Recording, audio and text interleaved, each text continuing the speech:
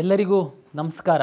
ಕರ್ನಾಟಕ ಪರೀಕ್ಷಾ ಪ್ರಾಧಿಕಾರ ವಿವಿಧ ವೃತ್ತಿಪರ ಕೋರ್ಸುಗಳ 3ನೇ ಸುತ್ತಿನ ಫಲಿತಾಂಶವನ್ನು ಪ್ರಕಟಗೊಳಿಸಲಾಗಿದೆ. ತಮಗೆಲ್ಲ ಗೊತ್ತಿರುವಂತೆ 2ನೇ ಸುತ್ತಿನ ಫಲಿತಾಂಶವನ್ನು ನಾವು MCC ಅವರ ಒಂದು ಫಲಿತಾಂಶದ ನಂತರ ನಾವು ಮಾಡಲಿಕ್ಕೆ ಪ್ರಯತ್ನ ಮಾಡಿದ್ವಿ. ಕಾರಣಾಂತರದಿಂದ ನಾವು ಅವರೊಟ್ಟಿಗೆ ನಾವು ಮಾಡಲಿಕ್ಕಾಗಲಿಲ್ಲ. ಹಾಗಾಗಿ ನಾವು ಕಂಬೈನ್ಡ್ ಸೀಟ್ ಅಲಾಟ್ಮೆಂಟ್ ಪ್ರೋಸೆಸ್ ಮಾಡಿ ಮೆಡಿಕಲ್ಲು ಮತ್ತು ಡೆಂಟಲನ್ನು ಸೈಡಿಗೆ ತೆಗೆದಿಟ್ಟು ಉಳಿದಂಥದ್ದನ್ನು ನಾವು ಅಡ್ಮಿಷನ್ಸ್ ಕೊಟ್ವಿ ಮತ್ತು ಯಾರು ಅಪ್ಗ್ರೇಡೇಷನಿಗೆ ಬರುವಂಥದ್ದಕ್ಕೆ ಅವಕಾಶ ಮಾಡಿಕೊಟ್ಟಿದ್ವಿ. ಅಂದರೆ ಮೆಡಿಕಲ್ಲು ಡೆಂಟಲ್ಲಿಗೆ ಬಿಟ್ಟು ಉಳಿದಂಥ ಎಲ್ಲ ಕೋರ್ಸುಗಳಿಗೆ 2ನೇ ಸುತ್ತಿನ ಕೌನ್ಸಿಲಿಂಗ್ ಪ್ರಕ್ರಿಯೆ ಮುಗಿದಿತ್ತು. ಈ ಮಧ್ಯೆ ಸರ್ಕಾರಿ ಮೆಡಿಕಲ್ ಕಾಲೇಜುಗಳಲ್ಲೇ 400ರಷ್ಟು ಸೀಟು ಹೆಚ್ಚಾದ ಹಿನ್ನೆಲೆಯಲ್ಲಿ ಮತ್ತೆ ನಾವು ಮೆಡಿಕಲ್ಲು ಡೆಂಟಲ್ ಅವರು ಮೊದಲ ಸುತ್ತಿನಲ್ಲಿ ಏನು ಅವರು ಚಾಯ್ಸ್ಗಳನ್ನ ಹಾಕಿದ್ರು ಆ ಒಂದು ಆಪ್ಷನ್ಗಳನ್ನ ಪೋರ್ಟ್ ಮಾಡಿ ತಮಗೆ ರೀಅರೇಂಜ್ ಮಾಡಲಿಕ್ಕೆ ಮತ್ತು ಕೆಲವು ಮೆಡಿಕಲ್ ಕಾಲೇಜಲ್ಲಿ ಏನು ಮ್ಯಾನೇಜ್ಮೆಂಟ್ ಸೀಟು ಅಂದರೆ NRI ಇಲ್ಲ ಅಂತಂದರೆ ಮ್ಯಾನೇಜ್ಮೆಂಟ್ ಕೊಡಲಿಕ್ಕೆ ಅವಕಾಶ ಮಾಡಿಕೊಟ್ರು. ಅದನ್ನು ಹಾಕಲಿಕ್ಕೆ ಹಾಗೂ ಒಂದು ಹೊಸ ಕಾಲೇಜ್ ಏನು ಬಂದಿತ್ತು ಅದು ಮತ್ತು 2 ಡೆಂಟಲ್ ಹೊಸ ಕಾಲೇಜ್ಗಳಿಗೆ ನಾವು ಸೀಟ್ ಆಪ್ಷನ್ ಎಂಟ್ರಿ ಮಾಡಲಿಕ್ಕೆ ಅವಕಾಶ ಮಾಡಿಕೊಟ್ಟಿದ್ವಿ. ಅದು ಎಲ್ಲದನ್ನು ತೆಗೆದುಕೊಂಡು ನಾವು ಈ ಬಾರಿ ಆದ್ರೂ MCC ಅವರು ಫಲಿತಾಂಶದ ನಂತರ ನಾವು ಸೀಟ್ ಅಲಾಟ್ಮೆಂಟ್ ಪ್ರಕ್ರಿಯೆ ಮಾಡಬೇಕು ಅಂತ ನಾವು ವೆಯ್ಟ್ ಮಾಡಿದ್ವಿ. ಆದರೆ ಅದು ಸಹ ಸಾಧ್ಯ ಆಗಲಿಲ್ಲ. ತಮಗೆಲ್ಲ ಗೊತ್ತಿದೆ, ನಿರಂತರವಾಗಿ MCC ಅವರು ತಮ್ಮ ಶೆಡ್ಯೂಲನ್ನು ಮುಂದೂಡ್ತಾ ಬರ್ತಾ ಇದ್ದಾರೆ. NMC ಅವರು ನಿರಂತರವಾಗಿ ಅವಾಗವಾಗ ಒಂದೊಂದು ಕಾಲೇಜಿಗೆ ಸೀಟ್ ಜಾಸ್ತಿ ಮಾಡುವಂಥದ್ದು, ಹೊಸ ಕಾಲೇಜಿಗೆ ಪರ್ಮಿಷನ್ ಕೊಡುವಂಥ ಪ್ರಕ್ರಿಯೆಯನ್ನು ಈಗಲೂ ಸಹ ನಡೆಸ್ತಾ ಇದ್ದಾರೆ.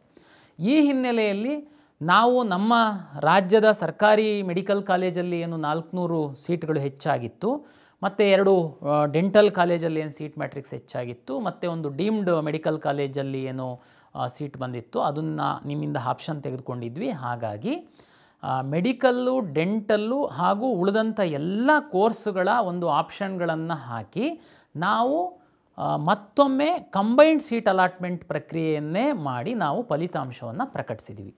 ತಮಗೆಲ್ಲ ಗೊತ್ತಿರುವಂತೆ ಮೆಡಿಕಲ್ಲು ಡೆಂಟಲ್ಲಿಗೆ ಸಂಬಂಧಪಟ್ಟಂತೆ ನಾವು MCC ಅವರ ವೇಳಾಪಟ್ಟಿಯನ್ನು ನಾವು ಫಾಲೋ ಮಾಡಬೇಕಾಗುತ್ತೆ. ಟೆಕ್ನಿಕಲ್ ಕೋರ್ಸಸ್ಸಿಗೆ AICT ಅವರ ಒಂದು ಟೈಮ್ ಟೇಬಲ್ನ ಫಾಲೋ ಮಾಡಬೇಕಾಗುತ್ತೆ. ನಾವು ಈ ಹಿಂದೆ ನಾನು ತಮಗೆ ಹೇಳಿದ್ದೆ, AICT ಅವರಿಗೆ ನಾವು ರಿಕ್ವೆಸ್ಟ್ ಮಾಡಿದ್ದೀವಿ September 15 last date of admission ಇರುವಂಥದ್ದನ್ನು ಸ್ವಲ್ಪ ಮುಂದೆ ಹೂಡಿ ಅಂತೇಳಿ. ಬಟ್ ಇಲ್ಲಿವರೆಗೆ ನಮಗೆ ಯಾವುದೇ ಕಮ್ಯುನಿಕೇಷನ್ ಬಂದಿಲ್ಲ. ಖಾಸಗಿ ಇಂಜಿನಿಯರಿಂಗ್ ಕಾಲೇಜುಗಳು ಹಾಗೂ ಸರ್ಕಾರದ ಮಧ್ಯದ ಒಪ್ಪಂದದ ಪ್ರಕಾರ ಲಾಸ್ಟ್ ಡೇಟ್ಗಿಂತನೂ ಮೊದಲು 10 ದಿವಸ ಮೊದಲು ನಾವು ಅವರಿಗೆ ಸೀಟು ಹ್ಯಾಂಡ್ ಓವರ್ ಮಾಡಬೇಕಾಗಿತ್ತು ಉಳಿದಂಥ ಸೀಟ್ಗಳನ್ನು. ಬಟ್ ಇಲ್ಲಿವರೆಗೆ ನಾವು ಹ್ಯಾಂಡ್ ಓವರ್ ಮಾಡಲಿಕ್ಕೆ ಆಗಿಲ್ಲ. ಅವರಿಗೆ ನಾವು ರಿಕ್ವೆಸ್ಟ್ ಮಾಡಿದ್ವಿ, ಆದರೆ ಇನ್ನೂ ನಾವು ಮುಂದೂಡಲಿಕ್ಕೆ ಆಗಲ್ಲ. ಯಾಕೆಂತಂದರೆ ಇನ್ನೂ ಸುಮಾರು 40,000ದಷ್ಟು ನಮ್ಮ ಕಡೆಯಿಂದ ಸೀಟ್ಗಳನ್ನ ಹೋಲ್ಡ್ ಮಾಡಿಟ್ಟಿದ್ದಾರೆ, ಇಂಜಿನಿಯರಿಂಗ್ ಸೀಟ್ಗಳನ್ನ. ಇವರೆಲ್ಲ ಅಡ್ಮಿಷನ್ ಆಗಬೇಕಾಗತ್ತೆ. ಹಾಗಾಗಿ ಕರ್ನಾಟಕ ಪರೀಕ್ಷಾ ಪ್ರಾಧಿಕಾರ ಇಂದು 3ನೇ ಸುತ್ತಿನ ಅಂತಿಮ ಫಲಿತಾಂಶವನ್ನು ಪ್ರಕಟಣೆಗೊಳಿಸಿದೆ. ಇದರಲ್ಲಿ ಮೆಡಿಕಲ್ಲು ಮತ್ತು ಡೆಂಟಲ್ಲಿಗೆ ಸಂಬಂಧಪಟ್ಟಂತೆ ಪ್ರಾವಿಷನಲ್ ಸೀಟ್ ಅಲಾಟ್ಮೆಂಟ್ ಅಂತ ನಾವು ಹೇಳ್ಬೋದು, ಅದನ್ನು ನಾವು ಪಬ್ಲಿಷ್ ಮಾಡಿದ್ದೀವಿ. ಅದನ್ನು ನಾವು ಸೈಡಿಗೆ ಎತ್ತಿಟ್ಟು ಉಳಿದಂಥ ಕೋರ್ಸ್ಗಳಿಗೆ ಅಡ್ಮಿಷನ್ ಮಾಡುವಂತಹ ಪ್ರಕ್ರಿಯೆಯನ್ನು ನಾನು ತಮಗೆ ವಿವರಿಸಲಿಕ್ಕೆ ನಾನು ಇವತ್ತು ತಮ್ಮ ಮುಂದೆ ಹಾಜರಿದ್ದೀನಿ. ತಮಗೆಲ್ಲ ಗೊತ್ತಿರುವಂತೆ ನಾವು ಈಗಾಗಲೇ ಇದು 3ನೇ ಸುತ್ತಾಗಿರೋದ್ರಿಂದ ತಾವು UG ಕೋರ್ಸ್ಗಳಿಗೆ ಭಾಳ ವಿಚಾರ ಮಾಡಿ ತಾವು ಆಪ್ಷನ್ ಎಂಟ್ರಿ ಮಾಡಬೇಕು. ಕಾಲೇಜು ಸಿಕ್ಕಿದರೆ ಕಡ್ಡಾಯವಾಗಿ ಹೋಗಲೇಬೇಕಾಗುತ್ತೆ. ಹೋಗಲಿಲ್ಲ ಅಂತಂದರೆ ಅದರದ್ದು ಪರಿಣಾಮಗಳು ಬೇರೆ ಬೇರೆ ಇದೆ ಅಂಥೇಳಿ ನಾನು ತಮಗೆ ಈ ಹಿಂದೆ ಸಾಕಷ್ಟು ತಿಳಿಸಿದ್ದೆ. ತಾವು ಅದೇ ರೀತಿ ವಿಚಾರ ಮಾಡಿ ಆಪ್ಷನ್ ಎಂಟ್ರಿ ಮಾಡಿದ್ದೀರಾ ಅಂತ ನಾನು ಭಾವಿಸಿದ್ದೀನಿ. ಹಾಗಾಗಿ 3ನೇ ಸುತ್ತಿನ UGCET ಅಂತಿಮ ಫಲಿತಾಂಶವನ್ನು ನಾವು ಈಗ ಪ್ರಕಟ ಮಾಡಿದ್ದೀವಿ. ವಿದ್ಯಾರ್ಥಿಗಳಿಗೆ UGCETಗೆ ಸಂಬಂಧಪಟ್ಟಂಥ ಕೋರ್ಸ್ಗಳು ಏನಿದೆ, farm sciences, veterinary, engineering, allied health sciences, nursing, D pharma, ಈ ಕೋರ್ಸ್ಗಳೇನಿದೆ ತಮಗೆ ಯಾವುದೇ ಆಯ್ಕೆಗಳಿರಲ್ಲ. ತಮಗೆ ಸೀಟ್ ಅಲಾಟ್ ಆಗಿದೆ, ನಾವು ಅಲಾಟ್ ಮಾಡಿದ್ದಲ್ಲ, ನಿಮ್ಮ ಆಯ್ಕೆ ಅನುಸಾರ ನಮ್ಮ ಸಿಸ್ಟಮ್ ಅಲಾಟ್ ಮಾಡಿದೆ. ನೀವೇನೇ ಇದು ಸಿಕ್ಕಿದರೆ ಹೋಗ್ತೀವಿ ಅಂತ ನೀವು ಆಪ್ಷನ್ಗಳನ್ನ ಎಂಟ್ರಿ ಮಾಡಿದ್ರಿ, ಅದರಂತೆ ಸಾಫ್ಟ್ವೇರಲ್ಲಿ ಅಲಾಟ್ ಆಗಿದೆ. ಹಾಗಾಗಿ ತಮಗೆ ಈಗ ಕಾಲೇಜಿಗೆ ಹೋಗುವಂಥದ್ದೊಂದೇ ಉಳಿದಿರುವಂಥದ್ದು. ಈಗಾಗಲೇ ಕೆಲವರು ಕಾಶನ್ ಡೆಪಾಸಿಟನ್ನು ಕಟ್ಟಿದ್ದೀರಾ. ಒಂದು ವೇಳೆ ಬ್ಯಾಲೆನ್ಸ್ ನಾವು ಕೊಡಬೇಕು ಅಂತಂದರೆ ನಿಮ್ಮ ಅಕೌಂಟಿಗೆ ಜಮಾ ಮಾಡ್ತೀವಿ. ಒಂದು ವೇಳೆ ನೀವು ಹೆಚ್ಚುವರಿ ಹಣ ಕೊಡಬೇಕು ಅಂತಂದರೆ ಚಲನ್ ಡೌನ್ಲೋಡ್ ಮಾಡ್ಕೊಳ್ಬೋದು ಅಥವಾ ಆನ್ಲೈನ್ ಪೇಮೆಂಟ್ ಸಹ ಮಾಡ್ಬೋದು. ತಾವು ಮಾಡಿ ಕಾಲೇಜಿಗೆ ಹೋಗಿ ಅಡ್ಮಿಷನ್ ಆಗಬೇಕು. ಸೀಟ್ ಕನ್ಫರ್ಮೇಷನ್ ಸ್ಲಿಪ್ ಈ ಹಿಂದೆ ನಾವು ಆಗಲೇ ಸಾಕಷ್ಟು ಬಾರಿ ಎಕ್ಸ್ಪ್ಲೈನ್ ಮಾಡಿದ್ದೀವಿ. ಈಗ ಯಾವುದೇ ಚಾಯ್ಸ್ ಇರಲ್ಲ UGCET ಕೋರ್ಸ್ಗಳಿಗೆ. ತಾವು ಲಾಗಿನ್ ಆಗ್ತೀರಾ. ಫೀಸ್ ಏನಾದ್ರೂ ಕಟ್ಟುವಂಥದ್ದಿದ್ದರೆ, ಇಲ್ಲ ಆಲ್ರೆಡಿ ಕಟ್ಟಿತ್ತು ಅಂತಂದರೆ ನಿಮಗೆ ಸೀಟ್ ಕನ್ಫರ್ಮೇಷನ್ ಸ್ಲಿಪ್ಪನ್ನು ಡೌನ್ಲೋಡ್ ಮಾಡ್ಕೊಳ್ಳಿಕ್ಕೆ ಅವಕಾಶ ಇದೆ. ಸೀಟ್ ಕನ್ಫರ್ಮೇಷನ್ ಸ್ಲಿಪ್ಪನ್ನು ಡೌನ್ಲೋಡ್ ಮಾಡ್ಕೊಳ್ತೀರಾ. ತಾವು ನೇರವಾಗಿ ಕಾಲೇಜಿಗೆ ಹೋಗಿ ಮೂಲ ಎಲ್ಲ ದಾಖಲೆಗಳೊಂದಿಗೆ ಹೋಗಿ ಅಡ್ಮಿಷನ್ ಆಗ್ತೀರಾ. ಅಲ್ಲಿ ಸಹ ನೀವು ಫೇಸನ್ನು ತೋರಿಸಿ ಅಡ್ಮಿಷನ್ ಆಗಬೇಕಾಗುತ್ತೆ. ಈ ಎಲ್ಲ ಪ್ರಕ್ರಿಯೆ 13ನೇ ತಾರೀಕಿನೊಳಗಡೆ ಮುಗಿಬೇಕಾಗುತ್ತೆ. ಈಗಾಗಲೇ ತಾವು ಫೀಸ್ ಕಟ್ಟಿರೋದ್ರಿಂದ ತಮಗೇನು ಸಮಸ್ಯೆ ಇಲ್ಲ ಅಂತ ಭಾವಿಸ್ತೀನಿ. 3ನೇ ಸುತ್ತಿನಲ್ಲಿ ನೇರವಾಗಿ ಬರುವಂಥ ಸಂದರ್ಭದಲ್ಲಿ ನಾವು 10,000 ರೂಪೀಸ್ ಕಾಶ್ ಆ್ಯಂಡ್ ಡೆಪಾಸಿಟ್ ತೆಗೆದುಕೊಂಡಿದ್ವಿ. ಕೆಲವೊಮ್ಮೆ ಏನಾಗುತ್ತೆ, SC/ST ಮಕ್ಕಳು 10 ಲಕ್ಷದ ಇನ್ಕಮ್ ಒಳಗಡೆ ಇದ್ದಂಥವರಿಗೆ, ನರ್ಸಿಂಗು ಮತ್ತು ಅಲೈಡ್ ಹೆಲ್ತ್ ಸೈನ್ಸಸ್ ಅವರಿಗೆ ನಾವೇನು ದುಡ್ಡು ತಗೊಳ್ತಾ ಇರಲಿಲ್ಲ ಆ್ಯಕ್ಚುಲಿ. ಈಗ ನಾವು ನಿಮಗೆ ಮೊದಲೇ ತಗೊಂಡಿರೋದ್ರಿಂದ ಅಲೈಡ್ ಹೆಲ್ತ್ ಸೈನ್ಸಸ್ಸು ಮತ್ತು ನರ್ಸಿಂಗ್ ಅವರಿಗೆ 10,000 ರೂಪಾಯಿನ ನಾವೇ ಕಾಲೇಜಿಗೆ ಕಳಿಸ್ಕೊಡ್ತೀವಿ. ನೀವು ಕಾಲೇಜಲ್ಲಿ ಏನು ಮತ್ತೆ 10,000 ರೂಪಾಯಿ ಕಟ್ಟುವಂಥದ್ದು ಅಗತ್ಯ ಇಲ್ಲ. ಸರ್ಕಾರಿ ಫೀಸ್ ಆಗಿತ್ತು ಅಂತಂದರೆ, ಖಾಸಗಿ ಆಗಿತ್ತು ಅಂದರೆ ರಿಮೈನಿಂಗ್ ಅಮೌಂಟ್ ಏನಿವೆ ತಾವು ಕಟ್ಟಿ ಸೀಟ್ ಕನ್ಫರ್ಮೇಷನ್ ಸ್ಲಿಪ್ಪನ್ನು ತೆಗೆದುಕೊಂಡು ತಾವು ಕಾಲೇಜಿಗೆ ಹೋಗುವಂಥ ಕ್ರಮ. SC/ST ಸ್ಟೂಡೆಂಟ್ 10,000 ರೂಪಾಯಿ ಕಟ್ಟಿದ್ದೀರಾ, ತಮಗೆ ಸಹ ಏನಾದ್ರು 10 ಲಕ್ಷದ ಇನ್ಕಮ್ ಒಳಗಡೆ ಇದ್ದು ಜೀರೋ ಫೀಸ್ ಇತ್ತು ಅಂತಂದರೆ ನಾವು ನಿಮಗೆ 10,000 ರೂಪಾಯಿ ಕೊಡಬೇಕಾಗುತ್ತೆ. ಅದನ್ನು ನಾವು ತಮ್ಮ ಅಕೌಂಟಿಗೆ ರಿಟರ್ನ್ ಮಾಡುವಂತಹ ಕೆಲಸವನ್ನು ನಾವು ಮಾಡ್ತೀವಿ. ಇದು ಈ ಪ್ರಕ್ರಿಯೆ ಇವತ್ತಿಂದ ಶುರುವಾಗುತ್ತೆ. ಈಗ ಮತ್ತೆ ಬಂದು ನನಗೆ ಇಷ್ಟ ಇರಲಿಲ್ಲ, ನಾನು ಹಾಕಿಬಿಟ್ಟಿದ್ದೆ, ಸೈಬರ್ ಸೆಂಟ್ರವನ್ನು ಹಾಕಿದ್ದ, ನಮ್ಮ ಮನೆಯವರಿಗೆ ಹೇಳಿರಲಿಲ್ಲ, ಇದಕ್ಕೆ ಅವಕಾಶಗಳಿಲ್ಲ. ತಾವು ಗಂಭೀರತೆಯನ್ನು ಅರ್ಥ ಮಾಡ್ಕೊಳ್ಳಿ. ಕೌನ್ಸಿಲಿಂಗ್ ಅಂತಂದರೆ 3ನೇ ಸುತ್ತು ಅಂತಂದರೆ ನಂತರ ನಾವು ಯಾವುದು ಸುತ್ತು ಮಾಡದಿಲ್ಲದಿರೋದ್ರಿಂದ ನಾವು ಸೀಟ್ ಬಿಡುವಂಥದ್ದು ಅದು ಕಾಲೇಜಿನ ಪಾಲಾಗುತ್ತೆ. ಅದು ಏನಾದ್ರೂ ಒಳ್ಳೆ ಕಾಲೇಜು, ಒಳ್ಳೆ ಬ್ರ್ಯಾಂಚ್ ಇತ್ತು ಅಂತಂದರೆ ನಿಮ್ಗಿಂತ ಕೆಳಗಡೆ ಅದೇ ಕಾಲೇಜು ಬ್ರ್ಯಾಂಚ್ ಬೇಕು ಅಂತ ವೆಯ್ಟ್ ಮಾಡ್ತಿರುವಂಥ ಸಾಕಷ್ಟು ವಿದ್ಯಾರ್ಥಿಗಳಿದ್ದರು. ನೀವು ತಗೊಂಡಿರೋ ಕಾರಣಕ್ಕೋಸ್ಕರ ಅವರಿಗೆ ತಪ್ಪಿ ಹೋಗಿದೆ. ಇದ್ರದ್ದು ಪರಿಣಾಮ ಏನಿರುತ್ತೆ ಅಂತಂದರೆ, ನೀವೇನಾದರೂ ಕಾಲೇಜಿಗೆ ಹೋಗಲಿಲ್ಲ ಅಂತಂದರೆ ನೀವು course fees plus 5 times penalty ಕಟ್ಟಬೇಕು. ಮತ್ತು ನೀವು ನಮ್ಮ ಮುಂದಿನ 4 ವರ್ಷಗಳ ಕಾಲ ನಮ್ಮ ಕೌನ್ಸಿಲಿಂಗ್ ಪ್ರಕ್ರಿಯೆಯಲ್ಲಿ ತಾವು ಭಾಗವಹಿಸಲಿಕ್ಕೆ ಅವಕಾಶ ಇರಲ್ಲ. ಇದು ದಯಮಾಡಿ ಅರ್ಥ ಮಾಡ್ಕೊಳ್ಬೇಕು. ಹಾಗಾಗಿ ತಾವು ತಕ್ಷಣ ಕಾಲೇಜಿಗೆ ಹೋಗಿ ಅಡ್ಮಿಷನ್ ಆಗ್ತೀರಾ ಅಂತೇಳಿ ನಾನು ಭಾವಿಸ್ತೀನಿ. ಕೆಲವು ವಿದ್ಯಾರ್ಥಿಗಳು ಫಸ್ಟ್ ರೌಂಡಿಂದ ಆಟಾಡ್ಕೊಂಡು ಬಂದು ಈ ರೌಂಡಲ್ಲಿ ತಾವು ಕಾಲೇಜಿಗೆ ಹೋಗಿಲ್ಲ ಅಂತಂದರೆ ತಮ್ಮದು ಟ್ರ್ಯಾಕ್ ಮಾಡ್ತಾ ಇದ್ದಾರೆ ನಮ್ಮ IT ಟೀಮ್ ಅವರು. ನೀವು ಇಂಟೆನ್ಷನಲ್ಲಿ ಮಾಡಿದ್ದೀರಾ ಅಥವಾ ಏನು ಉದ್ದೇಶ ಇಟ್ಕೊಂಡು ಮಾಡಿದ್ದೀರಾ ಅಂತನ್ನುವಂಥದ್ದು ತಮಗೆಲ್ಲ ಗೊತ್ತಿದೆ. ಕಳೆದ ವರ್ಷ ನಾವು ಪೊಲೀಸ್ ದೂರು ದಾಖಲಿಸಿ ಎಷ್ಟು ಜನಕ್ಕೆ ಅರೆಸ್ಟ್ ಮಾಡಿಸಿದ್ವಿ ಅಂತೇಳಿ. ಇಂಟೆನ್ಷನಲ್ಲಿ ಮಾಡಿರುವಂಥವ್ರು ಕೆಲವರು ಸಿಕ್ತು ಅಂತಂದರೆ ಅದು ಸಹ ಕ್ರಮ ಆಗುತ್ತೆ. ಹಾಗಾಗಿ ಇದನ್ನು ಗಂಭೀರವಾಗಿ ಪರಿಗಣಿಸಬೇಕು ಅಂತ ನಾನು ತಮ್ಮಲ್ಲಿ ವಿನಂತಿಯನ್ನು ಮಾಡಿಕೊಳ್ತೀನಿ. ಆಯುಷ್ ಕೋರ್ಸಿಗೆ ಸಂಬಂಧಪಟ್ಟಂತೆ ತಮಗೆಲ್ಲ ಗೊತ್ತಿದೆ, ಮೊದಲ ಸುತ್ತಿನಲ್ಲಿ ಅಷ್ಟೊಂದು ನಾವು ಕಾಲೇಜುಗಳನ್ನ ಹಾಕಲಿಲ್ಲ. 2ನೇ ಸುತ್ತಿನಲ್ಲಿ ಹಾಕಿದ್ವಿ. ಅದು ಅಂದರೆ ಅವರಿಗೆ ಫಸ್ಟ್ ಸುತ್ತಾಗುತ್ತೆ. ನಮ್ಮದು UG/CET ಕೋರ್ಸ್ಗಳಿಗೆ 2ನೇ ಸುತ್ತಾಗುತ್ತೆ. ಬಟ್ ಅವರಿಗೆ ಸಹ ನಾವು ಯಾವುದೂ ಚಾಯ್ಸ್ ಕೊಡಲ್ಲ ಅಂತ ಹೇಳಿದ್ವಿ. ಆದರೆ Ayush, medical, dental NEET rank ಆಧಾರದ ಮೇಲೆ ಆಗುವ ಹಿನ್ನೆಲೆಯಲ್ಲಿ ಹಾಗೂ ಆಯುಷಲ್ಲಿ ಇರುವಂಥ ಸಾಕಷ್ಟು ವಿದ್ಯಾರ್ಥಿಗಳು ಡೆಂಟಲ್ಲು, ಮೆಡಿಕಲ್ ಆಪ್ಷನ್ ಸಹ ಇಟ್ಟಿರುವ ಹಿನ್ನೆಲೆಯಲ್ಲಿ ನಾವು 15 ಇದೊಂದು 3-4 ಡೇಸ್ ನಾವು ಈ ಬೇರೆಯವರಿಗೆಲ್ಲ ಟೈಮ್ ಕೊಡ್ತಾಯಿದ್ದೀವಿ. ಆಯುಷ್ ಅವರಿಗೆ ಸಹ ನಾವು ಚಾಯ್ಸ್ 1, 2 ಮತ್ತು 4 ಕೊಡ್ತೀವಿ. ಆಯುಷ್ ಕೋರ್ಸ್ಗಳಿಗೆ ಮಾತ್ರ ಕೊಟ್ಬಿಟ್ಟು ಅವ್ರನ್ನ ನೆಕ್ಸ್ಟು ನಾವು ಡೆಂಟಲ್ಲು, ಮೆಡಿಕಲ್ಲು, ಆಯುಷ್ ಜೊತೆ ಕ್ಲಬ್ ಮಾಡ್ತೀವಿ. ಇದು ತಮ್ಮ ಮಾಹಿತಿಗೆ. ಈಗ ಅದಕ್ಕೆ ನಾನು ಮೊದಲು ಹೇಳಿದ್ದು UG/CET ಅವರಿಗೆ ನೋ ಚಾಯ್ಸಸ್, ಹೋಗಿ ಅಡ್ಮಿಷನ್ ಆಗಬೇಕು. 2-3 ಡೇಸ್ ಆದಮೇಲೆ 16, 17ನೇ ತಾರೀಕಿಗೆ ನಾನು ಆಯುಷ್ ಅವರಿಗೆ ಚಾಯ್ಸ್ ಕೊಡ್ತೀನಿ. ಚಾಯ್ಸ್ 1, 2 ಮತ್ತು 4 ಇರುತ್ತೆ. ತಾವು ಖುಷಿ ಇತ್ತು, ಯಾಕಂದರೆ ಕೆಲವರೆಲ್ಲ ಬೇಕಾದ ಕಾಲೇಜೇ ಹಾಕಿರ್ತೀರ, ತಮಗೆ ಖುಷಿ ಇತ್ತು ಅಂತಂದ್ರೆ ಹೋಗಿ ಅಡ್ಮಿಷನ್ ಆಗ್ಬೋದು. ಇಲ್ಲ ನಿಮ್ಮ ಲಾಗಿನ್ ಒಳಗಡೆ ಈಗಾಗಲೇ ಕಾಶ್ ಆ್ಯಂಡ್ ಡೆಪಾಸಿಟ್ ಎಲ್ಲ ಕಟ್ಟಿರ್ತೀರ, ತಾವು ಮೆಡಿಕಲ್ ಕಾಲೇಜಸ್ಸೂ ಇರುತ್ತೆ. ಬಟ್ ಈ ಸಂದರ್ಭದಲ್ಲಿ ಆಯುಷ್ ಆಗಿರ್ಬೋದು ತಮಗೆ, ತಾವು ವೆಯ್ಟ್ ಮಾಡ್ತೀವಿ ಅಂದರೆ ಚಾಯ್ಸ್ 2 ಹಾಕ್ಬೋದು. ಇಲ್ಲ ನಮಗೆ ಇದು ಕೌನ್ಸಿಲಿಂಗ್ ಪ್ರಕ್ರಿಯೆನೇ ಬೇಕಾಗಿಲ್ಲ ಅಂತಂದರೆ ಆಯುಷ್ಗೆ ಸಂಬಂಧಪಟ್ಟಂಥವ್ರು ಚಾಯ್ಸ್ 4 ಹಾಕಿ ತಾವು ಹೋಗ್ಬೋದು. ಯಾಕೆ ಆಯುಷ್ ಅವರಿಗೆ ಚಾಯ್ಸ್ 4 ಉಳಿದವರಿಗೆ ಹೋಗೋದಕ್ಕೆ ಅವಕಾಶ ಇಲ್ಲ? ಯಾಕೆ ಅಂದರೆ ಆಯುಷನ್ನು ನಾವು ತೆಗೆದುಕೊಂಡಿರುವಂಥದ್ದೇ 2ನೇ ಸುತ್ತಿನ ನಂತರ. ಕೆಲವು ಕಾಲೇಜುಗಳನ್ನ ಮೊನ್ನೆ ಸಹ ನಾವು ತಗೊಂಡಿದ್ದೀವಿ. ಹಾಗಾಗಿ ಆಯುಷನ್ನೇ ಮಾಡಬೇಕು ಅಂತ ಇರುವಂಥ ವಿದ್ಯಾರ್ಥಿಗಳಿಗೆ ನಾವು ಅವಕಾಶಗಳನ್ನ ಕೊಡಬೇಕಾಗುತ್ತೆ. ಈ ಹಿನ್ನೆಲೆಯಲ್ಲಿ ಆಯುಷ್ ಅವರಿಗೆ ಆ ಅವಕಾಶವನ್ನು ನಾವು ಕೊಟ್ಟಿದ್ದೀವಿ. ಮೆಡಿಕಲ್ಲು, ಡೆಂಟಲ್ಲಿಗೆ ಸಂಬಂಧಪಟ್ಟಂತೆ ತಮಗೆಲ್ಲ ಗೊತ್ತಿರುವಂತೆ ನಾನೀಗಾಗಲೇ ಹೇಳಿದ್ದೀನಿ. ಈಗ ಸಹ ಇದನ್ನು 2ನೇ ಪ್ರಾವಿಷನಲ್ ಅಂತ ಬೇಕಾದರೂ ನಾವು ಕರಿಬಹುದು. 2ನೇ ಪ್ರಾವಿಷನಲ್ ಪಟ್ಟಿಯನ್ನು ಪಬ್ಲಿಷ್ ಮಾಡಿದ್ದೀವಿ. ಮೆಡಿಕಲ್ಲು, ಡೆಂಟಲನ್ನು ನಾವು ಸೈಡಿಗೆ ತೆಗೆದಿಡ್ತೀವಿ. ಅವರಿಗೆ ಯಾವುದೇ ಅಡ್ಮಿಷನ್ಸ್ ಇಲ್ಲ. ಡೆಂಟಲ್ಲಿಗೆ ಸಂಬಂಧಪಟ್ಟಂತೆ ಒಂದು ಸಣ್ಣ ಗೊಂದಲ ಆಗಿದೆ. ಕೆಲವು ಪೇರೆಂಟ್ಸು ನನಗೆ ಫೋನ್ ಮಾಡ್ತಾ ಇದ್ದಾರೆ ಕಂಟ್ರೋಲ್ ರೂಮಿಗೆ. ತಾವು ಇದು ಪ್ರಾವಿಷನಲ್ ಇದೆ, ಏನು ಗಾಬರಿ ಆಗುವಂಥ ಅಗತ್ಯ ಇಲ್ಲ. ಏನದು ಗೊಂದಲ ಅಂದರೆ, ಮೆಡಿಕಲ್ಲಿಗೆ ಕಾಶ್ ಆ್ಯಂಡ್ ಡೆಪಾಸಿಟ್ ಕಟ್ಟೋದು ಕೇಳಿದ್ವಿ. ಡೆಂಟಲ್ ಅವರಿಗೆ ಚಾಯ್ಸ್ 2 ಫಸ್ಟ್ ರೌಂಡಲ್ಲಿ ಚಾಯ್ಸ್ 2 ಹಾಕಿದವರಿಗೆ ಫೀಸ್ ಕಟ್ಟೋದಕ್ಕೆ ಹೇಳಿದ್ವಿ. ಚಾಯ್ಸ್ 3 ಹಾಕಿದವರಿಗೆ ನಾವೇನು ಕಟ್ಟಿಸಿರಲಿಲ್ಲ. ಹಾಗಾಗಿ ನಾವು ಸೆಕೆಂಡ್ ರೌಂಡಲ್ಲಿ ಮಾಕ್ ಅಲಾಟ್ಮೆಂಟ್ ಮಾಡುವಂಥ ಸಂದರ್ಭದಲ್ಲಿ ಅವರು ಡೆಂಟಲ್ ಸೀಟ್ಗಳನ್ನೇನಾದರೂ ಹಾಕಿತ್ತು ಅಂತಂದರೆ ನಾವು ಅಲಾಟ್ ಮಾಡಿದ್ವಿ. ಎನಿವೆ ಅವ್ರು ಮೆಡಿಕಲ್ ಹಾಕಿನೂ ಕಾಶ್ ಆ್ಯಂಡ್ ಡೆಪಾಸಿಟ್ ಕಟ್ಟಿಲ್ಲ ಅಂದರೆ ನಾವು ಡಿಲೀಟ್ ಮಾಡಿದ್ವಿ. 3ನೇ ಸುತ್ತಿನಲ್ಲಿ ಏನಾಯಿತು, ನಾವು ಫ್ರೆಶ್ಶಾಗಿ ಯಾರು ಒಳಗಡೆ ಬರ್ತಾರೆ ಅವರೆಲ್ಲರಿಗೂ ಮಿನಿಮಮ್ 10,000 ರೂಪೀಸ್ ಕಾಶ್ ಆ್ಯಂಡ್ ಡೆಪಾಸಿಟ್ ಕಟ್ಟಬೇಕು ಅಂತ ನಾವು ಮಾಡಿದ್ವಿ. ಈ ಫಸ್ಟು ರೌಂಡಲ್ಲಿ ಚಾಯ್ಸ್ 3 ಹಾಕಿದ್ದು ಡೆಂಟಲ್ ಮಾತ್ರ ಸೆಕೆಂಡ್ ರೌಂಡ್ ಪ್ರಾವಿಷನಲ್ ಅಲಾಟ್ ಆದಂಥವರು ಕೆಲವರು ಒಂದು 10-15 ವಿದ್ಯಾರ್ಥಿಗಳಿರ್ಬೋದು ಅಂತ ಅನಿಸುತ್ತೆ ಇಲ್ಲಿವರೆಗೆ ನಮಗೆ ರಿಪೋರ್ಟ್ ಮಾಡಿರೋರು. ಅವರು ನಮ್ಗೆ ಕನ್ಸಿಡರ್ ಮಾಡಿಲ್ಲ, ನೀವು ನಮಗೆ ಏನು ಕ್ಲಿಯರಾಗಿ ಹೇಳಿರಲಿಲ್ಲ ನೀವು ಕಾಶ್ ಆ್ಯಂಡ್ ಡೆಪಾಸಿಟ್ ಕಟ್ಟೋದಕ್ಕೆ, ಅದಕ್ಕೆ ನಾವು ಕಟ್ಟಿರಲಿಲ್ಲ. ನಾವು ಫಸ್ಟ್ ರೌಂಡಲ್ಲಿ ಚಾಯ್ಸ್ 3 ಹಾಕಿದ್ದವರು 2ನೇ ಸುತ್ತಿನ ಪ್ರಾವಿಷನಲ್ ಲಿಸ್ಟಲ್ಲಿ ನಮ್ಮ ಹೆಸರಿತ್ತು, ಬಟ್ ಈಗ ಬಂದಿಲ್ಲ. ಹಿಂಗೆ ಗಾಬರಿ ಆಗೋಗತ್ತೆ ಇಲ್ಲ, ಇದು ನಮ್ಮದು ಪ್ರಾವಿಷನಲ್. ಹಾಗಾಗಿ ಇದು ಬೇರೆ ಯಾರಿಗೆ ಏನು ಪ್ರಾಬ್ಲಮ್ ಆಗಿಲ್ಲ, ಓನ್ಲಿ ಡೆಂಟಲ್ ಅವರಿಗೆ ಕೆಲವು ವಿದ್ಯಾರ್ಥಿಗಳಿಗೆ ಪ್ರಾಬ್ಲಮ್ ಆಗಿರುವುದು.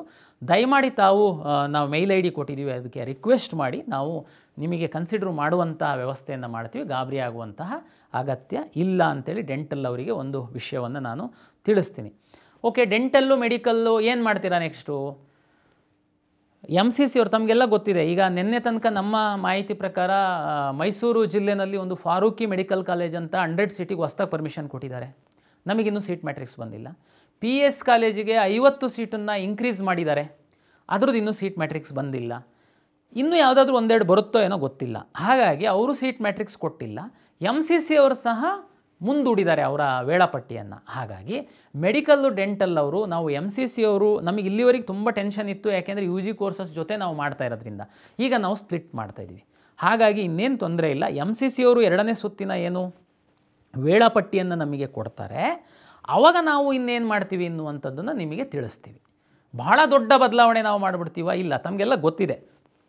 ಈಗಾಗಲೇ ನಾವು ಕ್ಲಾರಿಫೈ ಮಾಡಿದ್ದೀವಿ. ಹೊಸ ಕಾಲೇಜ್ ಇರೋ ಕಾಲೇಜಲ್ಲಿ ಸೀಟ್ ಇನ್ಕ್ರೀಸ್ ಆಯಿತು ಅಂತಂದರೆ ಅದಕ್ಕೆಲ್ಲ ನಾವು ಭಾಳ ದೊಡ್ಡ ಆಪ್ಷನ್ ಎಂಟ್ರಿ ಮಾಡುವಂಥದ್ದು ಕೊಡೋದು ಅಗತ್ಯ ಏನಿರಲ್ಲ. ಹೊಸ ಯಾವುದಾದ್ರೂ ಕಾಲೇಜ್ ಬಂತು ಅಂತಂದರೆ ತಮಗೆ ಅವಕಾಶವನ್ನು ಕೊಡಬೇಕಾಗುತ್ತೆ. ಎಷ್ಟು ಕಾಲೇಜ್ ಹೊಸದು ಬರುತ್ತೆ, ಹಳೇದು ಎಷ್ಟು ಇನ್ಕ್ರೀಸ್ ಆಗುತ್ತೆ, ಯಾವುದು ನಮಗೆ ಇನ್ನೂ ಕ್ಲಾರಿಟಿ ಇಲ್ಲ. ಆ್ಯಸ್ ಆ್ಯಂಡ್ ಟುಡೇ ನಮಗೆ ಯಾವುದೂ ಹೆಚ್ಚುವರಿ ಸೀಟ್ ಮ್ಯಾಟ್ರಿಕ್ಸ್ ಬಂದಿಲ್ಲ, ಬಟ್ ಆದೇಶ ಬಂದಿದೆ. PS 50 ಸೀಟ್ ಹೆಚ್ಚುವರಿ ಆಗಿರುವಂಥದ್ದು ಮತ್ತು ಫಾರೂಕಿ ಮೆಡಿಕಲ್ ಕಾಲೇಜಲ್ಲಿ 100 ಸೀಟು ಹೊಸದಾಗಿ ಈ ವರ್ಷ ಶುರುವಾಗ್ತಾ ಇರುವಂಥದ್ದು ಬಂದಿರುವಂಥ ಮಾಹಿತಿ ಇದೆ. ಅದು ಸೀಟ್ ಮ್ಯಾಟ್ರಿಕ್ಸ್ ಬಂದ ಮೇಲೆ MCC ಅವರು 2ನೇ ಸುತ್ತಿನ ವೇಳಾಪಟ್ಟಿಯನ್ನು ಕೊಟ್ಟು 2ನೇ ಸುತ್ತಿನ ಫಲಿತಾಂಶ ಕೊಡ್ತಾರೆ ಅಂತನ್ನುವಂಥ. ಯಾಕೆಂದರೆ ಅವ್ರು ಇಲ್ಲಿವರೆಗಿಲ್ಲ, ಇವತ್ತು ಚಾಯ್ಸ್ ಎಂಟ್ರಿ ಲಾಸ್ಟ್ ಅಂತ ಹೇಳಿರ್ತಾರೆ, ಮತ್ತು ಅದನ್ನು ಎಕ್ಸ್ಟೆಂಡ್ ಮಾಡ್ತಾರೆ. ಎಕ್ಸ್ಟೆಂಡ್ ಮಾಡಾದ್ಮೇಲೆ ಇಡೀ ಟೈಮ್ ಟೇಬಲ್ನೇ ಶೆಡ್ಯೂಲ್ನ ರೀಶೆಡ್ಯೂಲ್ ಮಾಡಿಬಿಡ್ತಾರೆ. ಈ ಹಿನ್ನೆಲೆಯಲ್ಲಿ ಅವರು ಚಾಯ್ಸ್ ಎಂಟ್ರಿ ಕ್ಲೋಸ್ ಮಾಡ್ತಿದ್ದಂಗೆ ನಮಗೆ ಗೊತ್ತಾಗುತ್ತೆ, ಓಕೆ ಇನ್ನು ಅವ್ರದ್ದು ಪ್ರಾವಿಷನಲ್ ರಿಸಲ್ಟ್ ಬರುತ್ತೆ ಅಂತ. ನಮಗೆ ಬರೀ ಮೆಡಿಕಲ್ ಡೆಂಟಲ್ ಆಯುಷ್ ಅವ್ರುಗಳಿಗೆ ಮಾತ್ರ ಇರೋದ್ರಿಂದ ನಮಗೆ ಅಷ್ಟೊಂದು ಸಮಯನೂ ಏನು ಬೇಕಾಗಲ್ಲ. ನಾವು ಮುಂದಿನ ಒಂದು ಮಾರ್ಗಸೂಚಿಯನ್ನು ತಿಳಿಸ್ತೀವಿ ತಮಗೆ. ಹಾಗಾಗಿ ಡೆಂಟಲ್ಲು ಮೆಡಿಕಲ್ ಅವರು ಏನು ಚಿಂತೆ ಮಾಡುವಂತಹ ಅಗತ್ಯ ಇಲ್ಲ. ಆಯುಷ್ ಅವರು ಏನು ಚಾಯ್ಸಸ್ ಹಾಕಿರ್ತಾರೆ, ನೆಕ್ಸ್ಟು ನಾವು ಅಲಾಟ್ ಮಾಡುವಂಥ ಸಂದರ್ಭದಲ್ಲಿ ಮೆಡಿಕಲ್ಲು ಡೆಂಟಲ್ಲು ಆಯುಷ್ 3ನ್ನ ಕಂಬೈಂಡ್ ಆಗಿ ನಾವು ಅಲಾಟ್ ಮಾಡ್ತೀವಿ. ಹೊಸ್ದಾಗಿ ಸೆಕ್ಯೂರಿಟಿ ಡೆಪಾಸಿಟಿಗೆ ಕೊಡ್ತೀರಾ, ಹೊಸ್ದಾಗಿ ನಾವು ರೀಅರೇಂಜ್ ಮಾಡೋದಕ್ಕೆ ಕೊಡ್ತೀವಾ, ಹೊಸ್ದಾಗಿ ಕಾಲೇಜ್ ಹಾಕುವಂಥದ್ದಕ್ಕೆ ಕೊಡ್ತೀರಾ, ನಾನು ಈಗಲೇ ಹೇಳಲಿಕ್ಕೆ ಹೋಗಲ್ಲ. ಯಾಕೆಂದರೆ ನಮಗೆ ಎಷ್ಟು ಕಾಲೇಜು ಏನು ಅನ್ನುವಂಥದ್ದು ಕ್ಲಾರಿಟಿ ಇಲ್ಲ. ದಯಮಾಡಿ ತಾವು ಸ್ವಲ್ಪ ತಾಳ್ಮೆಯಿಂದ ಇರಬೇಕು ಅಂತೇಳಿ ವಿನಂತಿಯನ್ನು ಮಾಡಿಕೊಳ್ತೀವಿ. ನಾವು ಏನು ಕಾಲೇಜ್ ಸೀಟ್ ಮ್ಯಾಟ್ರಿಕ್ಸ್ ಬರುತ್ತೆ, MCC ಶೆಡ್ಯೂಲ್ ಬರುತ್ತೆ, ತಕ್ಷಣ ತಮಗೆ ತಿಳಿಸ್ತೀವಿ. ಓಕೆ, ಅಂತಿಮವಾಗಿ ತಮ್ಗೆ ಈಗಾಗಲೇ ನಾನು ಸಾಕಷ್ಟು ಬಾರಿ ಹೇಳಿದಂತೆ ಇಂಜಿನಿಯರಿಂಗ್ ಕಾಲೇಜುಗಳ ಕೋರ್ಸ್ಗಳಿಗೆ ಸಂಬಂಧಪಟ್ಟಂತೆ ನಮಗೆ 3 ಸುತ್ತಿನ ಕೌನ್ಸಿಲಿಂಗ್ ನಾವು ಮಾಡಿದ್ದೀವಿ.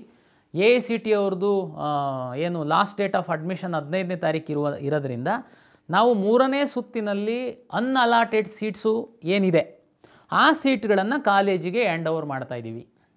ಅನ್ಅಲಾಟೆಡ್ ಇನ್ನು ಅಡ್ಮಿಷನ್ಸ್ ನಡೀತಾ ಇದೆ. ಅಡ್ಮಿಷನ್ ಆಗದಿಲ್ದಿರೋರು ಸಣ್ಣ ಒಂದು ನಂಬರ್ ಸಿಗ್ಬೋದು, ಅದನ್ನು ನಾವು ಕಾಯ್ತಾ ಕುಳಿತರೆ ಕೆಲವು ವಿದ್ಯಾರ್ಥಿಗಳು ವಂಚಿತರಾಗ್ಬೋದು. ಅದಕ್ಕೆ ನಾನು ಹೇಳುವಂಥದ್ದು, ಇವತ್ತು ನಾವು KEA ವೆಬ್ಸೈಟಲ್ಲಿ ಪಬ್ಲಿಷ್ ಮಾಡ್ತೀವಿ. ಅನ್ಅಲಾಟೆಡ್ ಸೀಟ್ಸ್ ಏನಿದೆ 3ನೇ ಸುತ್ತಿನಲ್ಲಿ ಆ ಸೀಟ್ಗಳನ್ನು ಕಾಲೇಜಿಗೆ ಹ್ಯಾಂಡ್ ಓವರ್ ಮಾಡ್ತೀವಿ. ಇಲ್ಲಿವರೆಗೆ KEAನಲ್ಲಿ ಯಾವುದೇ ಸುತ್ತಿನಲ್ಲಿ ಸೀಟನ್ನು ಪಡೆಯದೇ ಇರುವಂತಹ CET ರ್ಯಾಂಕ್ ಇರುವಂತಹ ವಿದ್ಯಾರ್ಥಿಗಳು ತಾವು ನೇರವಾಗಿ ಕಾಲೇಜಿಗೆ ಹೋಗಿ ಪ್ರವೇಶವನ್ನು ಪಡೆಯಬಹುದು. KEAನಲ್ಲಿ ಒಂದು ಸೀಟನ್ನು ತೆಗೆದುಕೊಂಡು ಮತ್ತೆ ಅಲ್ಲೋಗಿ ಪಡೆಯುವಂಥದ್ದಕ್ಕೆ ಅವಕಾಶ ಇರಲ್ಲ. KCET ಎಕ್ಸಾಮೇ ಬರಿದೆ, ನಿಮ್ಮ ಹತ್ರ ರ್ಯಾಂಕೇ ಇಲ್ದಿರುವಂಥ ವಿದ್ಯಾರ್ಥಿಗಳು ಸಹ ತಾವು ಹೋಗಿ ನೇರವಾಗಿ ಪ್ರವೇಶವನ್ನು ಪಡೆಯುವಂಥದ್ದಕ್ಕೆ ಬರಲ್ಲ. ಆದರೆ KCET ಇತ್ತು, ತಾವು ಕಾರಣಾಂತರದಿಂದ ಸರಿಯಾದ ಆಪ್ಷನ್ ಎಂಟ್ರಿ ಮಾಡಿಲ್ಲ, ಆ ಕಾಲೇಜುಗಳನ್ನು ಹಾಕಿಲ್ಲ, ಈ ಎಲ್ಲ ಕಾರಣಕ್ಕೆ ತಮಗೆ ಆ ಸೀಟ್ ಸಿಕ್ಕದೇ ಇರ್ಬೋದು. ಬಟ್ ಆದರೆ ನೀವು ಇಂಜಿನಿಯರಿಂಗ್ ಮಾಡಬೇಕು ಅಂತಲೇ ಆಸೆ ಇದೆ. ಈಗ ತಾವು ನಮ್ಮ ವೆಬ್ಸೈಟಲ್ಲಿ ನೋಡಿ ಕಾಲೇಜ್ ವಾರು ಬ್ರಾಂಚ್ ವಾರು ಅವೈಲಬಲ್ ಇರುವಂತಹ ಸೀಟ್ಗಳ ಮಾಹಿತಿಯನ್ನು ನಾವು ಪಬ್ಲಿಷ್ ಮಾಡಿದ್ದೀವಿ. ತಾವು ಹೋಗಿ ಅಡ್ಮಿಷನ್ ಆಗ್ಬೋದು. ಇನ್ನೂ ಒಂದು ಹೆಚ್ಚಿನ ಮಾಹಿತಿ, ಕರ್ನಾಟಕ ರಾಜ್ಯದಲ್ಲಿ 17 ಸರ್ಕಾರಿ ಇಂಜಿನಿಯರಿಂಗ್ ಕಾಲೇಜ್ಗಳಿದೆ, 8 ಅನುದಾನಿತ ಇಂಜಿನಿಯರಿಂಗ್ ಕಾಲೇಜ್ಗಳಿದೆ. ಅಲ್ಲಿ ನಿಮಗೆ 46,000 ಅಷ್ಟೇ ಫೀಸ್ ಇದೆ. 17 ಸರ್ಕಾರಿ ಇಂಜಿನಿಯರಿಂಗ್ ಕಾಲೇಜಲ್ಲಿ 5 ಬ್ರಾಂಚ್ಗಳಿಗೆ ಕೇವಲ 23,000 ರೂಪಾಯಿ ಫೀಸು ನಿಗದಿಪಡಿಸಿದೆ ಸರ್ಕಾರ. ಇದು ಸಹ ಕೆಲವು ಸೀಟ್ಗಳು ಉಳಿದಿದೆ, ಅದನ್ನು ನಾವು ವೆಬ್ಸೈಟಲ್ಲಿ ಹಾಕಿದ್ದೀವಿ. ಕೆಲವು ವಿದ್ಯಾರ್ಥಿಗಳು ತಮ್ಮ ಊರಲ್ಲಿ ತಮ್ಮ ಜಿಲ್ಲೆನಲ್ಲೇ ಇಂಜಿನಿಯರಿಂಗ್ ಮಾಡಿಸ್ಬೇಕು ಮತ್ತು ಫೀಸ್ ಸಹ ಕಡಿಮೆ ಇರಬೇಕು ಅನ್ನುವಂಥದ್ದು ಇರುತ್ತೆ. ತಮಗೆ ಸಿ ಇ ಟಿ ರ್ಯಾಂಕ್ ಸಹ ಇದೆ, ಬಟ್ ಇಲ್ಲಿವರೆಗೆ ನಿಮಗೆ ಸೀಟ್ ಸಿಕ್ಕಿಲ್ಲ KEನಲ್ಲಿ ಕಾರಣಾಂತರದಿಂದ. ತಾವು ಒಂದು ವೇಳೆ ತಮ್ಮ ಊರಿನ ತಮ್ಮ ಕಾಲೇಜಿನಲ್ಲಿ ತಮ್ಮ ನಿಯರ್ ಬೈ ಇರುವಂಥ ಕಾಲೇಜಿನಲ್ಲಿ ಸೀಟು ಲಭ್ಯ ಇತ್ತು ಅಂತಂದರೆ ತಾವು ನಮ್ಮ ವೆಬ್ಸೈಟಲ್ಲಿ ನೋಡಿ ಹೋಗಿ ಅಡ್ಮಿಷನ್ ಆಗ್ಬೋದು. KEನಲ್ಲಿ ಸೀಟನ್ನು ತೆಗೆದುಕೊಂಡಿರುವಂಥವರು ನೇರವಾಗಿ ಹೋಗಿ ಅಡ್ಮಿಷನ್ ಆಗುವಂಥದ್ದಕ್ಕೆ ಅವಕಾಶ ಇರಲ್ಲ. ಇಷ್ಟು ಮಾಹಿತಿ ತಮಗೆ ಹೇಳ್ತಾ ಮೆಡಿಕಲ್ಲು ಡೆಂಟಲ್ಲುಗೆ ಸಂಬಂಧಪಟ್ಟಂತೆ ನಾನು ಮುಂದಿನ ದಿನದಲ್ಲಿ ಮಾರ್ಗಸೂಚಿಯನ್ನು ತಿಳಿಸ್ತೀನಿ. UG ಕೋರ್ಸ್ಗಳ 3ನೇ ಸುತ್ತಿನ ಒಂದು ಫಲಿತಾಂಶ ಪ್ರಕಟಣೆ ಆಗಿದ್ದು ಈಗ ನಿಮಗೆ ಅಡ್ಮಿಷನ್ ಮಾತ್ರ ಇದೆ. ಇನ್ನು ಮುಂದಿನ ಯಾವುದೇ ಪ್ರಕ್ರಿಯೆಗಳು ಪ್ರಾಧಿಕಾರದ ವತಿಯಿಂದ ನಡೆಯಲ್ಲ. ನರ್ಸಿಂಗ್ ಇರ್ಬೋದು, ಅಲೈಡ್ ಹೆಲ್ತ್ ಸೈನ್ಸಸ್ ಇರ್ಬೋದು, ಇದೆಲ್ಲದೂ ಹ್ಯಾಂಡ್ ಓವರ್ ಆಗುತ್ತೆ. ಓಕೆ, ಲಾಸ್ಟ್ ಇನ್ನೊಂದು ಪಾಯಿಂಟ್ ಮರ್ತಿದ್ದೆ. ಇಂಜಿನಿಯರಿಂಗು, ಫಾರ್ಮ್ ಸೈನ್ಸಸ್ಸು, ವೆಟರ್ನರಿ, ನರ್ಸಿಂಗೂ ಇರ್ಬೋದು. ನಿಮಗೇನಾಗಿದೆ, ನೀವು ಮೆಡಿಕಲ್ ಆಪ್ಷನ್ಸ್ ಹಾಕಿದ್ದೀರಾ, ಅನ್ಫಾರ್ಚುನೇಟ್ಲಿ ನಿಮಗೆ ಮೆಡಿಕಲ್ ಸೀಟ್ ಅಲಾಟ್ ಆಗಿಲ್ಲ, ಡೆಂಟಲ್ ಸೀಟ್ ಅಲಾಟ್ ಆಗಿಲ್ಲ. ಆಯುಷ್ ಹೇಳ್ತಾ ಇಲ್ಲ, ದಯಮಾಡಿ ಅರ್ಥ ಮಾಡ್ಕೊಳ್ಳಿ. UG ಕೋರ್ಸ್ಗಳಿಗೆ ನಿಮಗೆ ಫಸ್ಟ್ ರೌಂಡಿಂದನೂ ಕೆಲವರು ಹೋಲ್ಡ್ ಮಾಡ್ಕೊಂಡೇ ಬಂದಿದ್ದೀರಾ ಸೀಟನ್ನು. ಯಾಕೆ? ನಿಮಗೆ ಮೆಡಿಕಲ್ ಬೇಕು. ಅನ್ಫಾರ್ಚುನೇಟ್ಲಿ ನಿಮಗೆ ಮೆಡಿಕಲ್ ಸಿಕ್ಕಿಲ್ಲ. ಈಗ ನಾವು ಹೇಳ್ತಾ ಇದೀವಿ ನಿಮಗೆ ಕಡ್ಡಾಯವಾಗಿ ಹೋಗಿ ಅಡ್ಮಿಷನ್ ಆಗಬೇಕಂತ. ಬಟ್ ನಾವು ಇನ್ನೊಂದು ಕಡೆ ಹೇಳ್ತೀವಿ ಒಂದಷ್ಟು ಸೀಟ್ ಬರ್ಬೋದು ಅಂತ ಅಂದ್ಕೊಂಡು ಮತ್ತು ನೀವೇನು ಮಾಡ್ತೀರಾ ನೋಡಿ. ಇದು ನಮಗೆ ಅನಿವಾರ್ಯ ಪರಿಸ್ಥಿತಿ ಇದೆ. ನೀವು ಹೋಗಿ ಕಾಲೇಜಿಗೆ ದಯಮಾಡಿ ಅಡ್ಮಿಷನ್ ಆಗಿ, ನೀವು ಕಾಶ್ ಆ್ಯಂಡ್ ಡೆಪಾಸಿಟ್ ಕಟ್ಟಿ ನಮ್ಮಲ್ಲಿ ಮೆಡಿಕಲ್ ಆಪ್ಷನ್ಸ್ ಇತ್ತು ಅಂತಂದರೆ ನಾವು ನಿಮಗೆ ನೆಕ್ಸ್ಟು ರೌಂಡಲ್ಲಿ ಕನ್ಸಿಡ್ರು ಮಾಡ್ತೀವಿ. ನಿಮಗೆ ಸೀಟ್ ಅಲಾಟ್ ಆಯಿತು ಅಂತಂದರೆ ನೀವು ಅದು ಕೋರ್ಸನ್ನು ಬಿಟ್ಟು ನೀವು ಮೆಡಿಕಲ್ಲಿಗೆ ಅಡ್ಮಿಷನ್ ಆಗೋದಕ್ಕೆ ಅನುಮತಿ ಕೊಡ್ತೀವಿ. ಇಲ್ಲಿ 2 ಪ್ರಶ್ನೆ. ಕೆಳಗಿರೋರು ಸರ್ ನಮಗನ್ನೇ, ಬಟ್ ನಮ್ಮ ಕೈಯಲ್ಲಿ ಇಲ್ಲ. ಇದು ಇಂಜಿನಿಯರಿಂಗ್ದು ಅಡ್ಮಿಷನ್ ಲಾಸ್ಟ್ ಡೇಟ್ ಆಗಿದೆ. ಒಂದು ಸೀಟು ಅನ್ನೇ ಆಗಿಬಿಡುತ್ತೆ, ಆಗುತ್ತೆ, ಏನು ಮಾಡೋಂಗಿಲ್ಲ. ನೆಕ್ಸ್ಟ್ ಇಯರ್ DCET ಲ್ಯಾಟ್ರಲ್ ಎಂಟ್ರಿನಲ್ಲಿ ಅದು ಅಡ್ಮಿಷನ್ ಆಗುತ್ತೆ. ಯಾಕೆಂದರೆ MCC ನಮ್ಮ ಕೈಯಲ್ಲಿಲ್ಲ, NMC ಪರ್ಮಿಷನ್ ಕೊಡೋರು ನಮ್ಮ ಸ್ಟೇಟ್ ವ್ಯಾಪ್ತಿನಲ್ಲಿ ಬರಲ್ಲ. ಹಾಗಾಗಿ ಅನಿವಾರ್ಯ. ಲಾಸ್ಟ್ ಇಯರ್ ಡೇಟಾ ತಗೊಂಡ್ರೆ ನಮಗೆ ಹಾರ್ಡ್ಲಿ ಒಂದು 50 to 60 ವಿದ್ಯಾರ್ಥಿಗಳಷ್ಟೇ MCC ರಿಸಲ್ಟ್ ಬಂದ ನಂತರ ಅಪ್ಗ್ರೇಡ್ ಆಗಿರುವಂಥದ್ದು. ಹಾಗಾಗಿ ಬಹಳ ದೊಡ್ಡ ನಂಬರ್ ಅಲ್ಲ, ಆದರೆ ನಾವು ಅವಕಾಶ ಕೊಡ್ತೀವಿ. ಯಾರು UG ಕೋರ್ಸ್ಗಳ ಸೀಟು ಸಿಕ್ಕಿ ಈಗ ನೀವು ಅನಿವಾರ್ಯವಾಗಿ ಅಡ್ಮಿಷನ್ ಆಗುವಂತಹ ಪರಿಸ್ಥಿತಿ ಬಂದಿದೆ, ಆದರೆ ನೀವು ಮೆಡಿಕಲ್ ಆಪ್ಷನ್ಗಳನ್ನ ಸಹ, ಮೆಡಿಕಲ್ಲು ಡೆಂಟಲ್ ಆಪ್ಷನ್ಗಳನ್ನ ಸಹ ಹಾಕಿದ್ದೀರಾ, ನಿಮಗೆ ಮೆಡಿಕಲ್ಲು ಡೆಂಟಲ್ ಏನಾದ್ರೂ ನಮ್ಮ ಮುಂದಿನ 2ನೇ ಸುತ್ತು ಅಂತ ಹೇಳ್ಬೋದು. MCC ಅವ್ರ ಪ್ರಕಾರ ಮೆಡಿಕಲ್ಲು ಡೆಂಟಲ್ ಪ್ರಕಾರ 2ನೇ ಸುತ್ತಿನ ಅಂತಿಮ ಫಲಿತಾಂಶದಲ್ಲಿ ನೀವು ಅಪ್ಗ್ರೇಡ್ ಆಗಿ ನಿಮಗೆ ಮೆಡಿಕಲ್ಲು ಡೆಂಟಲ್ ಸಿಕ್ಕಿ ನೀವೀಗ ಹೋಗಿ ವೆಟರ್ನರಿಗೋ, ಇಂಜಿನಿಯರಿಂಗಿಗೋ, ಅಗ್ರಿಕಲ್ಚರಿಗೋ ಅಡ್ಮಿಷನ್ ಆಗಿದ್ದರೆ ನೀವು ಅಲ್ಲಿಂದ ಬಿಟ್ಟು ಬಂದು ಮೆಡಿಕಲ್ ಕಾಲೇಜಿಗೆ ಅಡ್ಮಿಷನ್ ಆಗಲಿಕ್ಕೆ ನಾವು ಅನುಮತಿಯನ್ನು ಕೊಡ್ತೀವಿ. ಏನು ಚಿಂತೆ ಮಾಡಬೇಡಿ. ನೀವು ಬಿಟ್ಟಿದ್ದ ಸೀಟ್ ಏನಾಗುತ್ತೆ, ಇಂಜಿನಿಯರಿಂಗಿಗೆ ಸಂಬಂಧಪಟ್ಟಂತೆ AICTE ಪ್ರಕಾರ ಅಡ್ಮಿಷನ್ಸ್ ಮುಗ್ದಿರುತ್ತೆ. ಹಾಗಾಗಿ ಅದನ್ನೇನು ಬೇರೆಯವರಿಗೆ ಅಲಾಟ್ ಮಾಡೋಕ್ಕಾಗಲ್ಲ. ನೆಕ್ಸ್ಟ್ ಇಯರ್ ಲ್ಯಾಟ್ರಲ್ ಎಂಟ್ರಿನಲ್ಲಿ ಹೋಗುತ್ತೆ. ವೆಟರ್ನರಿ, ಅಗ್ರಿಕಲ್ಚರಿಗೆ ಸಂಬಂಧಪಟ್ಟಂತೆ ಆಯಾ ಯೂನಿವರ್ಸಿಟಿಯವರು ಏನು ತೀರ್ಮಾನ ಮಾಡ್ತಾರೆ, ನಮಗೇನು ತಿಳಿಸ್ತಾರೆ ಅದರಂತೆ ಮಾಡೋದಕ್ಕೆ ಅವಕಾಶ ಇರುತ್ತೆ. ಬಟ್ ಇದೆಲ್ಲ ಲಾಸ್ಟ್ ಇಯರು ಅದರಿಂದಿನ ವರ್ಷದ್ದು ಡೇಟಾ ತಗೊಂಡ್ರೆ 100 ಒಳಗಡೆ 50ರಿಂದ 60 ರೇಂಜಲ್ಲಿ ಮಾತ್ರ ವ್ಯತ್ಯಾಸ ಆಗುವಂಥದ್ದು. ಬಟ್ ಆದರೆ ಅವರಿಗೆ ಅವಕಾಶ ಕೊಡಬೇಕು. ನಾವು ಮೆಡಿಕಲ್ಲು ಡೆಂಟಲ್ಲು ಡಿಲೇ ಆಗಿರೋದ್ರಿಂದ ನಾವು ಅವರಿಗೆ ಅಪ್ಗ್ರೇಡೇಷನ್ಗೆ ಅವಕಾಶ ಕೊಡ್ತೀವಿ. ಯಾರಿಗೆ ಹೊಸ್ದಾಗಿ ಬರೋರಿಗೆಲ್ಲ. ಈಗಾಗಲೇ ತಾವು ಕಾಶ್ ಆ್ಯಂಡ್ ಡೆಪಾಸಿಟ್ ಸಹ ಕಟ್ಟಿರ್ತೀರಾ, ಇಲ್ಲ ಕೆಲವೊಬ್ಬರು ಕೋರ್ಸ್ ಫೀಸನ್ನು ಕಟ್ಟಿ ಮೆಡಿಕಲ್ ಆಪ್ಷನ್ಸು ನಮ್ಮೊಳಗಡೆ ಇದೆ. ಆಲ್ರೆಡಿ ಮೊನ್ನೆ ರನ್ ಮಾಡುವಾಗ ಸಹ ಮೆಡಿಕಲ್ ಆಪ್ಷನ್ಸ್ ಇತ್ತು, ಬಟ್ ಅಲಾಟ್ ಆಗಿಲ್ಲ. ಮುಂದೆ ನಿಮಗೆ ಅಲಾಟ್ ಆಗ್ಬೋದು, ಆದಾಗ ನಿಮಗೆ ಅವಕಾಶ ಕೊಡ್ತೀವಿ, ಚಿಂತೆ ಮಾಡುವಂಥ ಅಗತ್ಯ ಇಲ್ಲ. ಹಾಗಾಗಿ UG ಕೋರ್ಸ್ನವರು ತಕ್ಷಣ ತಾವು ಸೀಟ್ ಕನ್ಫರ್ಮೇಷನ್ ಸ್ಲಿಪ್ಪನ್ನು ತೆಗೆದುಕೊಂಡು ಎಲ್ಲ ಮೂಲ ದಾಖಲೆಗಳೊಂದಿಗೆ ಕಾಲೇಜಿಗೆ ಹೋಗಿ ಪ್ರವೇಶ ಪಡೆಯಲು ಪ್ರಾಧಿಕಾರದ ವತಿಯಿಂದ ತಮ್ಮೆಲ್ಲರಿಗೆ ವಿನಂತಿಯನ್ನು ಮಾಡಿಕೊಳ್ತೇನೆ. ಎಲ್ಲರಿಗೂ ನಮಸ್ಕಾರ.